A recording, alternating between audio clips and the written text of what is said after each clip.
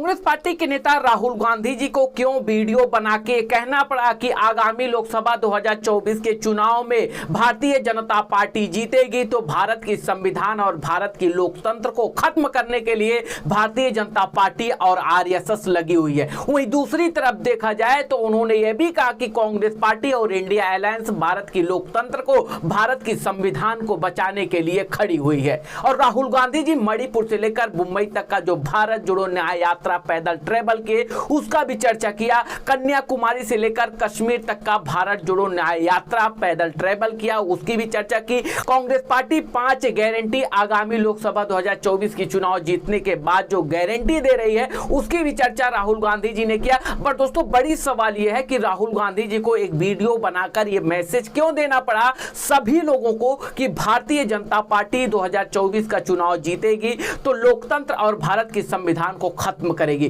तो क्या कांग्रेस पार्टी के एक राजनीतिक षड्यंत्र है अपनी तरफ वोटरों को रिझाने के लिए? दोस्तों आप पहले उस वीडियो को सुनिए कि राहुल गांधी जी कैसे भारतीय जनता पार्टी और आरएसएस और भारत की लोकतंत्र और भारत की संविधान को लेकर क्या स्पीच दे रहे हैं। दोस्तों उनका भी वीडियो आप अपने स्क्रीन पर सुनिए। नमस्कार, मैं राहुल गांधी। ये चुनाव लोकतंत्र को और संविधान को बचाने का चुनाव है। एक तरफ बीजेपी और आरएसएस जो लोकतंत्र को खत्म करने की कोशिश कर रही है और संविधान को नष्ट कर रही है, और दूसरी तरफ कांग्रेस पार्टी और इंडिया अलायंस जो संविधान को और लोकतंत्र को बचा रही है। कन्याकुमारी से कश्मीर तक हम पैदल चले, 4000 किलोमीटर चले, मणिपुर से महाराष्ट्र चले, आपसे बातचीत करके आपके दिल के अंदर जो था उसको सुनकर हमने क्रांतिकारी मैनिफेस्टो बनाया है। ये आपका मैनिफेस्टो है, कांग्रेस पार्टी ने बनाया है मगर आवाज आपकी है। 5 गारंटीज दी हैं हमने। नरेंद्र मोदी जी ने 22-25 लोगों को अरबपति बनाया, हम करोड़ों महिलाओं और युवाओं को लाखपति बनाने जा रहे हैं। किसानों को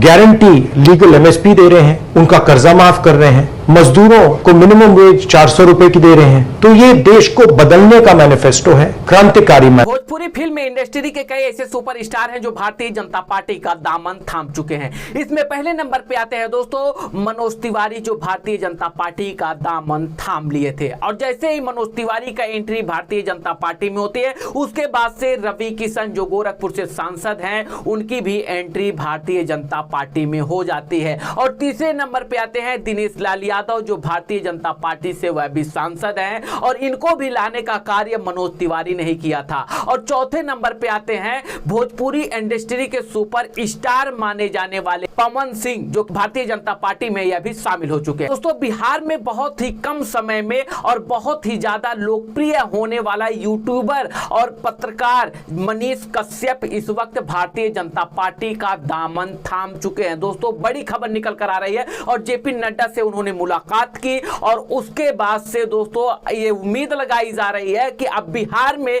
कहीं से भी भारतीय जनता पार्टी लोकसभा सीट से इन्हें चुनाव लड़ा सकती है। दोस्तों बड़ी खबर निकल कर आ रही है, आप भी इस वीडियो को सुनिए कि कैसे मनीष कश्यप भारतीय जनता पार्टी का दामन थामने के बाद क्या कुछ स्पीच दे रहे हैं। माँ जो है मुझे लेके आई है, मनोज भैया के साथ हम लोग जो है कल बिहार से आए और इन लोगों के वजह से ही मैं जेल से निकल पाया। मेरा बुरा दिन जो है मेरे जिंदगी का खत्म हो पाया, इसलिए मैं बीजेपी में ज्वाइन किया और बिहार को मजबूत करना है। बिहार में जो लालू परिवार जो बिहार को लूट के बर्बाद किया, खसोट लिया पूरे बिहार को, तो इसलिए जो है मैंने बीजेपी ज्वाइन किया। बीजेपी के साथ अब मिलकर जो है मैं बिहार को मजबूत करूंगा। आपको जेल में भी डाला गया जब आप यूट्यूब पर थे, मतलब आप अभी भी हैं लेकिन आपको जेल में डाला। देखिए जो आरोप लगाया गया पटना कोर्ट ने सारा केस में जो है मुझे बेल ही नहीं, मुझे उस कोर्ट में बाइज्जत बरी भी कर दिया, एनए से मेरे ऊपर से हटा दिया गया।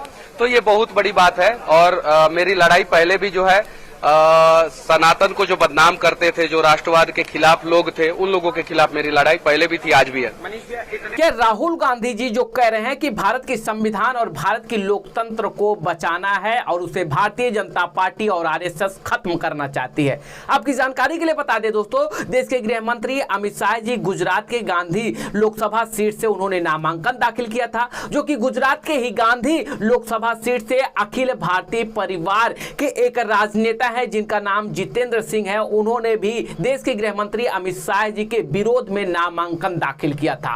उसके बाद से दोस्तों जितेंद्र सिंह के ऊपर दबाव बनाया गया, उन्हें हाईजैक कर लिया गया, जो कि उनका एक वीडियो भी काफी सोशल मीडिया पर वायरल हो रहा है और वो कह रहे हैं कि हमारी जान का भी खतरा हो सकता है। दोस्तों जितेंद्र सिंह के परिवार के साथ साथ जितेंद्र सिंह के ससुराल में भी जाकर भारतीय जनता पार्टी के राजनेता और भारतीय जनता पार्टी के कार्यकर्ता उन पर दबाव बनाने लगे कि गृह मंत्री अमित शाह जी के खिलाफ जितेंद्र सिंह जो नामांकन दाखिल किया है उसको वापस ले ले। जितेंद्र सिंह ने दोस्तों 16 अप्रैल को नामांकन दाखिल किया था। बीजेपी वालों ने इतना दबाव दिया उनके ऊपर कि उनको 22 अप्रैल को अपना नामांकन को वापस लेना पड़ा था। पर दोस्तों 2 वीडियो उन्होंने बनाया था जो कि इसमें कहते हुए दिख रहे हैं कि हमें भारतीय जनता पार्टी से कोई दिक्कत नहीं है और देश के गृह मंत्री अमित शाह जी का समर्थन कीजिए। पर दोस्तों जितेंद्र सिंह के ही दोस्त प्रदीप यादव का यह कहना है कि भारतीय जनता पार्टी के कार्यकर्ता और उनके नेताओं ने जितेंद्र सिंह पर दबाव देकर इस वीडियो को बनवाया था। पर दोस्तों आप उस दोनों वीडियो को अपने स्क्रीन पर सुनिए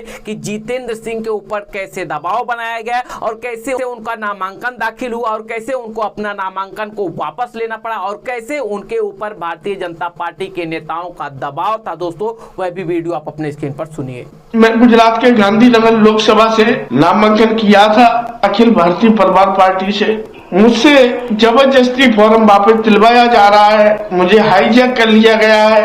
अमित शाह साहब के लोगों ने मुझे हाईजैक कर लिया है। हो सकता है हमारी मौत भी हो जाए।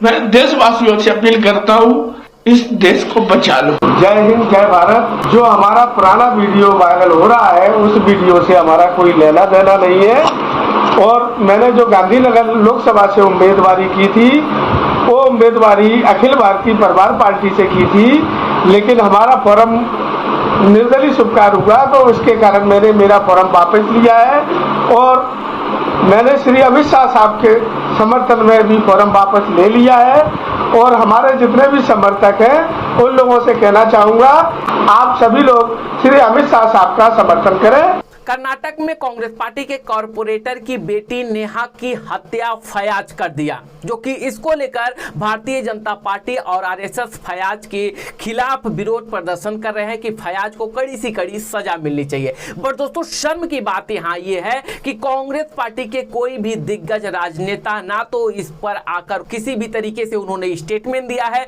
ना ही अभी तक कोई भी कांग्रेस पार्टी का दिग्गज राजनेता जैसे राहुल गांधी जी हो गए, प्रियंका वाड्रा हो गए, सोनिया गांधी हो गई, कांग्रेस पार्टी के अध्यक्ष मल्लिकार्जुन खड़गे हो गए, किसी भी दिग्गज राजनेताओं ने एक ट्वीट तक नहीं किया और ना ही किसी वीडियो कॉन्फ्रेंस में आकर ये कहा कि जो हुआ है कर्नाटक में कांग्रेस पार्टी के कॉर्पोरेटर की बेटी नेहा के साथ उसका मैं कंडेम करता हूं, उसकी मैं निंदा करता हूं। दोस्तों कांग्रेस पार्टी का कोई भी राजनेता इस हत्या को कंडेम नहीं किया है, ना ही किसी दिग्गज राजनेता ने ट्वीट किया है। शर्म की बात है कि एक कांग्रेस पार्टी की कॉर्पोरेटर की बेटी की हत्या हो जाती है तो भारतीय जनता पार्टी के नेता जेपी नड्डा मिलने के लिए जाते हैं और जो फयाज है उसकी कड़ी सी कड़ी सजा के लिए वह अपील भी करते हैं। दोस्तों शर्म की बात है कि कांग्रेस पार्टी के राजनेता अभी इस मुद्दे पर खामोश है।